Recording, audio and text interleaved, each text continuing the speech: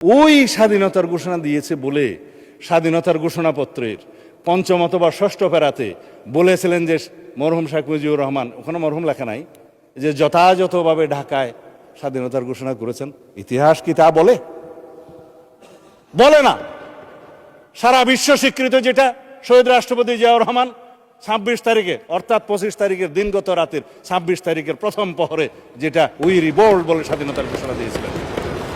তারপরে 27 তারিখ, সেই জন্যই বাংলাদেশের স্বাধীনতা দিবস 26 তারিখ। তারপরে 27 তারিখে তিনি কালুরঘাট বেতার কেন্দ্র থেকে provisional head of the state হিসেবে এই বাংলাদেশের স্বাধীনতা ঘোষণা করেন। এরপরে সংশোধিতভাবে on behalf of the national leader Sheikh Mujibur Rahman স্বাধীনতার পক্ষে ঘোষণা করেন। এটা ইতিহাস, আমরা অস্বীকার করি না। কিন্তু 26 তারিখে স্বাধীনতার ঘোষণাপত্রে তিনি ঘোষণা দিয়েছেন বলে যেটা লেখা হলো, অস্বীকার করি না মাননীয় স্পিকার, কারণ এটা একটা ন্যাশনাল আর্কাইভের দলিল। কিন্তু জিনিসটাকে এস্টাবলিশ করার জন্য আর একটা যে তফসিল ঘোষণা করে তথাকথিত একটা তফসিলের নামে যে লেখা হলো যিনি এত তারিখে ঘোষণা দিয়েছেন বেতারের মধ্যে, সেটা তো কোনো গবেষণায় আসে না।